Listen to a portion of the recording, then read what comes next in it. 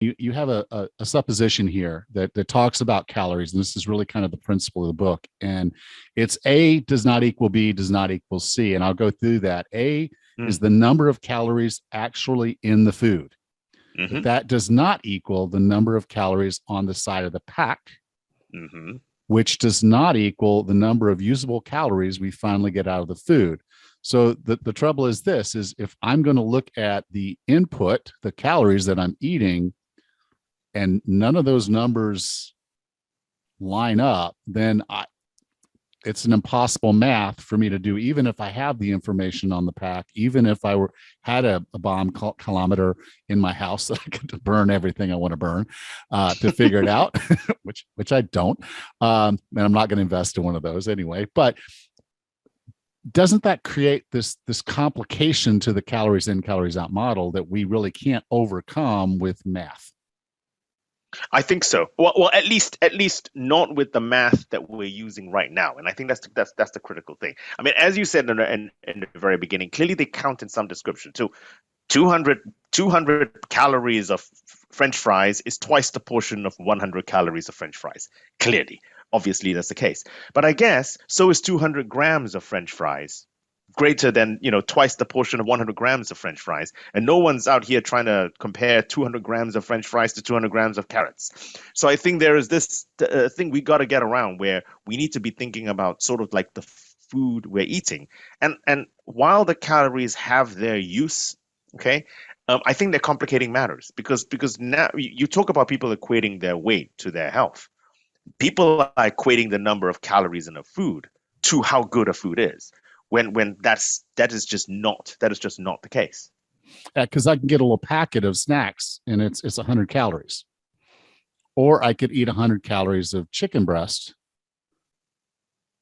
and it's a whole different Exactly. dynamic. It's a whole different It's a dynamic. whole different, absolutely different dynamic because of the amount of protein, because chicken breast hasn't been processed. It's been cooked. It's been processed by being cooked. But whereas, so I guess that equation which I actually put out, what it does mean is that the calories everywhere are wrong, and that's the first piece of information that everyone gets out. But the issue is we eat food and we don't eat calories, and this is absolutely critically important. And our body has to work to differing degrees in order to pull the calories out of the food. And so when you actually eat something like a chicken breast, a piece of steak, a piece of fish, okay, like a whole food, all right, you have to chew through it. It's either got a lot of protein or a lot of fiber, right, depending on what you're eating. And so you have to kind of make your way through, and your body takes time and takes energy. It takes energy to break down food. Okay, whereas if you have something that's ultra processed, that's out of a pack, and that has a shelf life of 1 million years, all right, it's been so ultra processed. And remember, when I say ultra processed, I'm not talking about fermenting. I'm not talking about the stuff you do in your kitchen.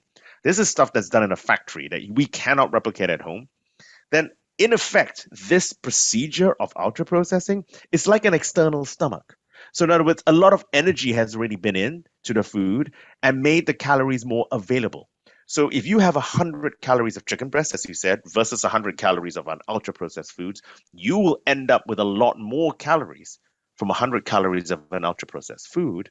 And naturally, an ultra processed food, because of what's been happening to it, has less protein and or less fiber, and it's higher in salt, sugar, and fat. So this is the problem, right? Whereas if you have a chicken breast, you have a chicken breast. You can put salt on it if you wish, pepper, soy sauce, whatever you want. You control what you add to it because you see the chicken breast, you're doing something to it. Whereas when you get something out of a pack, we don't know what's in it. We just don't. And and I think it's important to understand this fact.